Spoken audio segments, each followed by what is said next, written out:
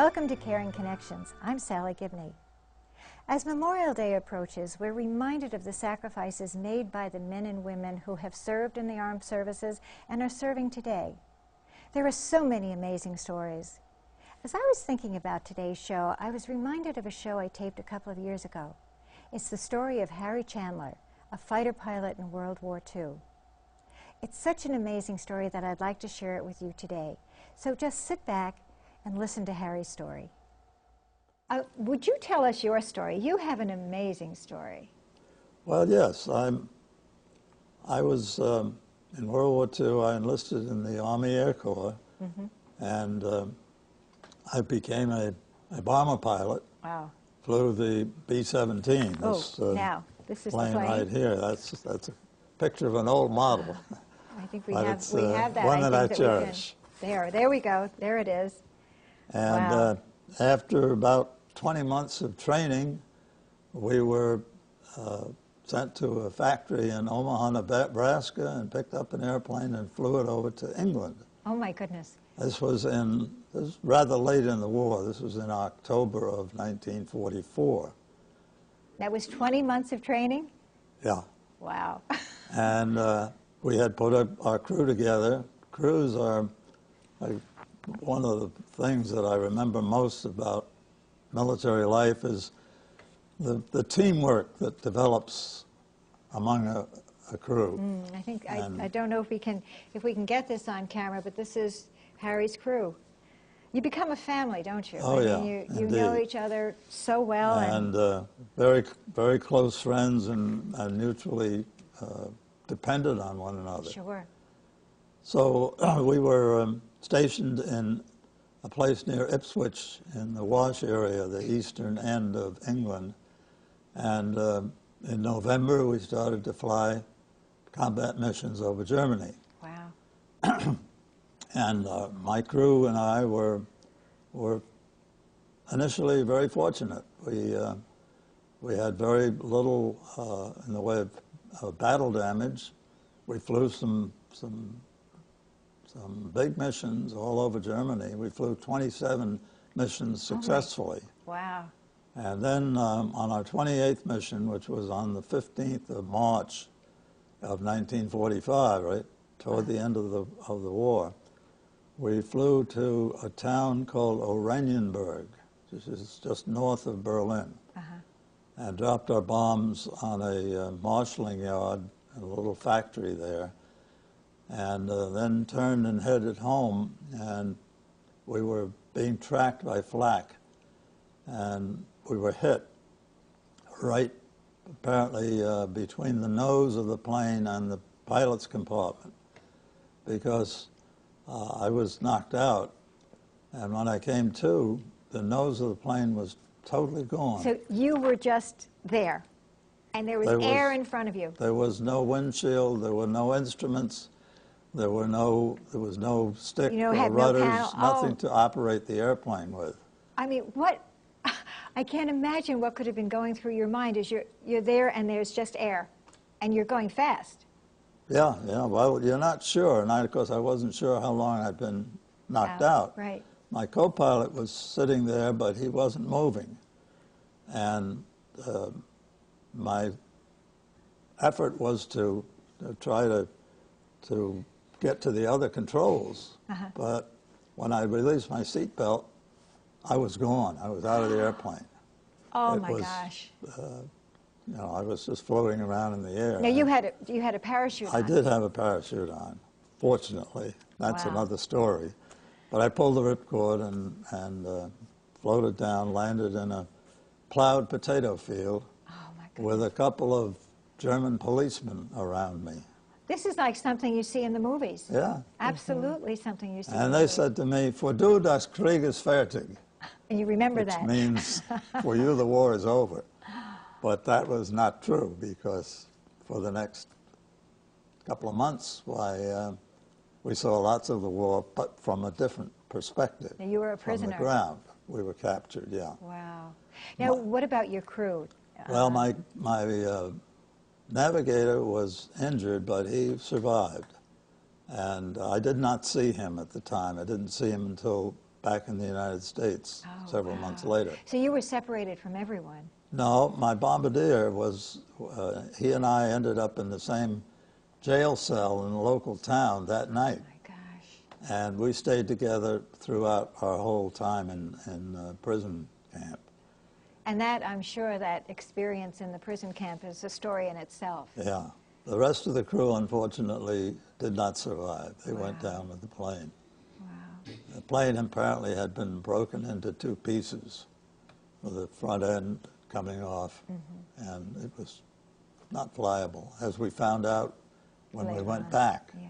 Now, Harry, did you have any injuries at this time, or you were uninjured? Amazingly, I was not even scratched. Now, tell us then, you were in prison for... We were in prison until liberation, which was early in May, and we made our way back through various military camps and took a boat home to New York. And then, you know, as I kind of said before, and then you sort of went on with your life, kind of putting all of this, tucking it away, so to speak. True. I didn't talk about it much, even with my family. I did, the first night I got home, I talked for hours. I'll bet. Kind of got it out of my system. And then I said very little about it for the next 50 years. And I really think that that's not uncommon with True. many of our troops when they come back. They just sort of tuck it away. Yeah. And I don't want to found talk that that a lot of much my about it. friends who had served in the military in World War II went through the same experience, but and when the 50th anniversary of D-Day was celebrated, that's when people began to talk about their own personal experiences. Yeah. And that's pretty much what I did too. Now, can you share with us, how did it come about that you revisited this whole... Well, I've always wanted to go back. I wanted to find out what happened to the members of my crew, what it was like down there on the ground where we had bombed, what happened to the airplane. And I'd been to Berlin several times over the years, but this took place in the Eastern Zone. And during the Cold War, it was not possible for me to get to Oranienburg. Right. But in 2005, I was still thinking about going back, and my friend Barbara had a grandson who was rowing for the United States in the junior championships, world championships in Brandenburg near Berlin. Wow. So she was going to go to the races, so I decided to go over and at the same time try to find out what happened in Oranienburg. And through a friend of Barbara's, we were able to identify a young man in Oranienburg who knew or found out about a group of young German men who had taken on as their own personal responsibility seeking out what happened to downed aircraft in their area of the country. Wow. And when they heard that there was a pilot who was eager to come back and talk to them, they were ecstatic, as I was, to find out there was somebody over there that knew all about what happened. So we went over and we met a young man who had made these contacts for us. And he introduced us to a group. What were their names, Barbara?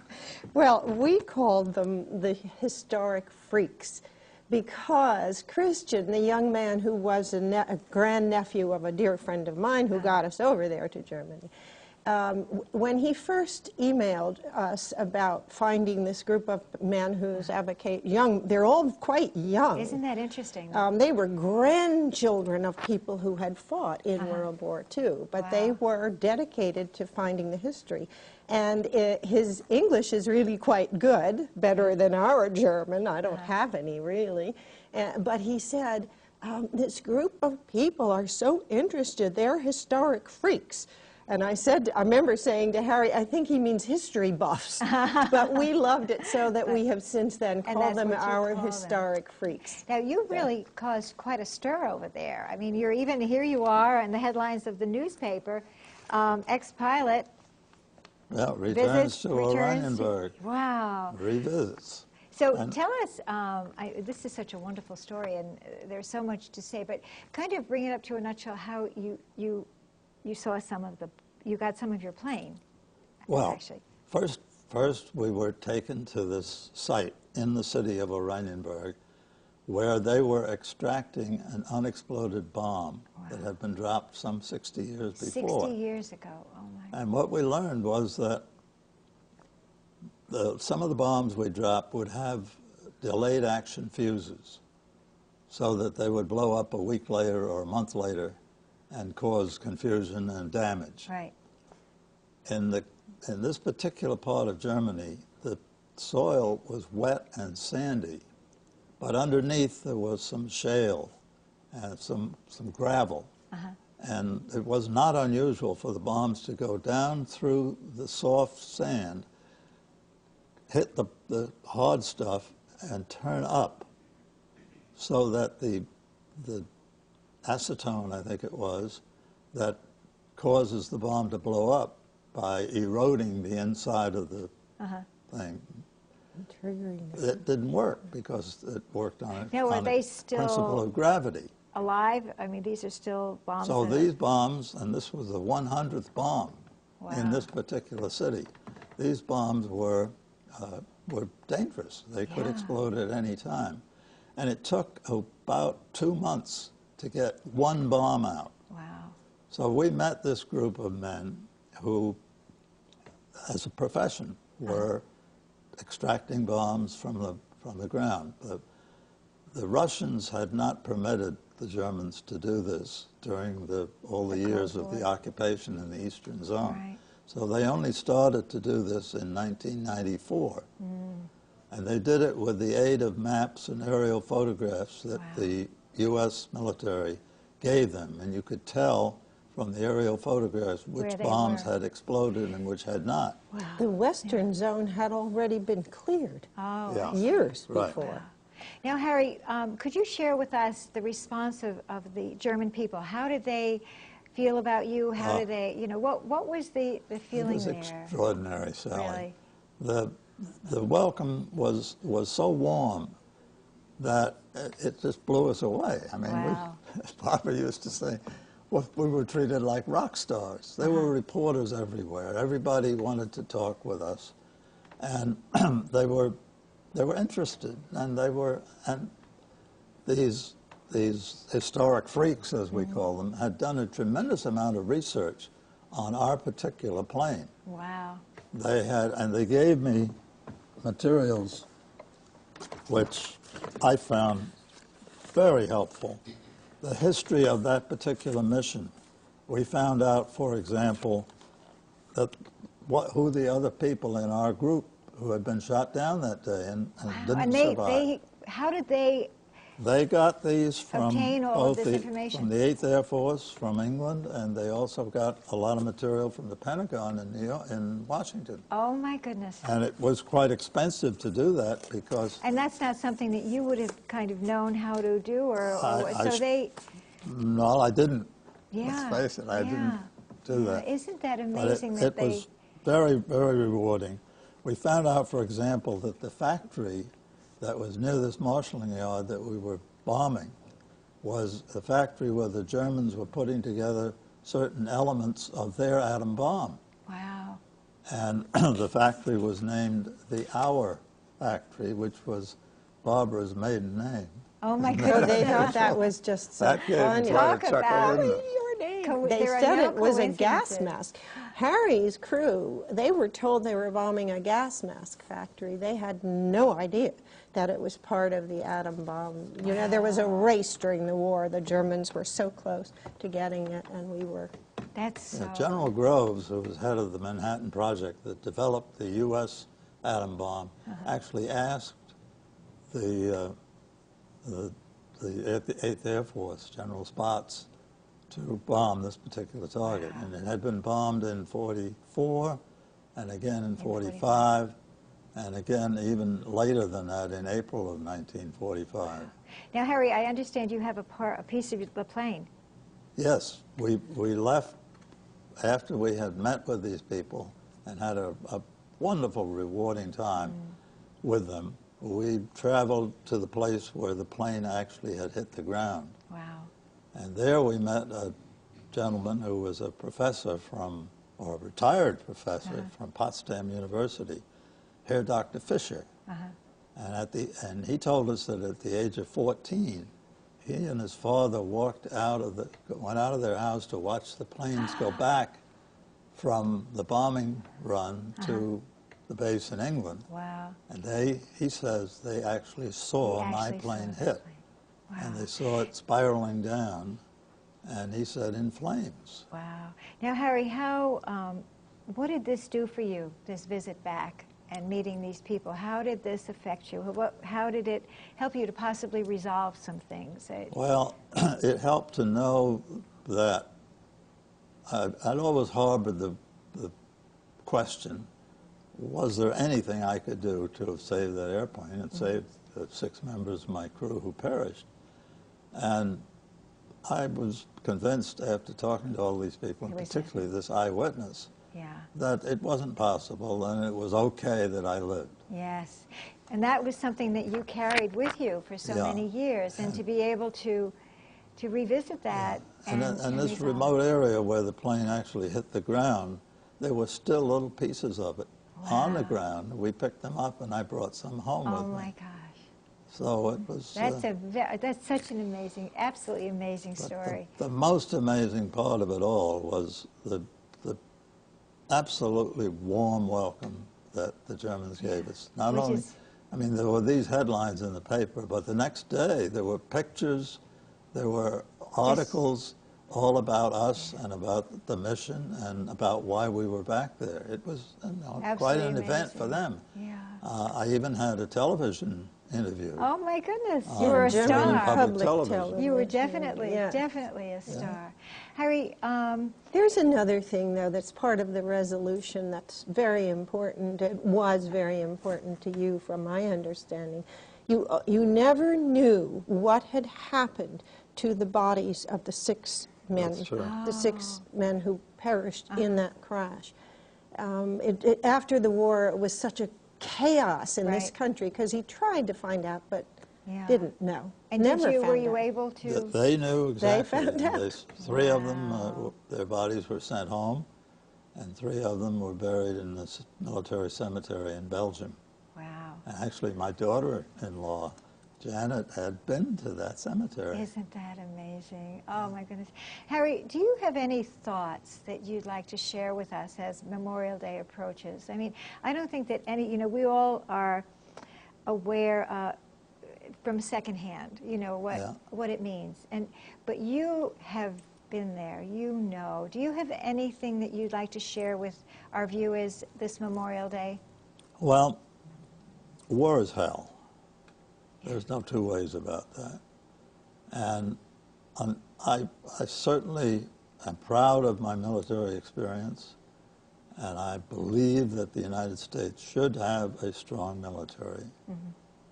But I don't think that war is the way that we should resolve international conflicts. I think they are so much more destructive and we've proven that again and again since World War II. One of the questions they asked me on German television was, well, Mr. Chandler, do you believe that America's involvement in World War II was justified? And I said, well, yes, of course it was. I mean, Hitler was a very miserable, horrible man who had done terrible things all through Europe and was at risk of spreading it even further around the world. And, in that connection, I have a letter that I got after I returned from the burgomaster of Oranienburg. And in It's it, like the mayor. yeah, the mayor. In it, he talks about the destruction that took place during World War II and how all these bombs had still been in the ground and it took them all this time to get them out. But he said, "Let me assure you the people of Oranienburg carry no grudge against the people of America. They know too well that the bombing of Oranienburg was the direct result of the war brought about by Hitler. As the war returned to Berlin, from where it was initiated, it could not be avoided that nearby Oranienburg became a target as well." Wow. So this is all in keeping with the wonderful reception that we received there. Now, I would wish that we could end wars and resolve international disputes in a way that diplomatically. Yeah, yeah. And I know that there are many people in the country who agree with that. Oh, there certainly are many people who feel that that's certainly something that we need to do. And as we close this show, I want to thank you so much for being here with us, Harry. It's been absolutely wonderful. And Barbara, it's a thank pleasure. you for being here too and for being a part of this wonderful journey. Wasn't that an amazing story? And there are so many other amazing stories out there. If you know someone who is a veteran or is currently serving in our armed services, reach out and thank them. They really do deserve it. Well, that's it for today. Until next time, keep on making those caring connections.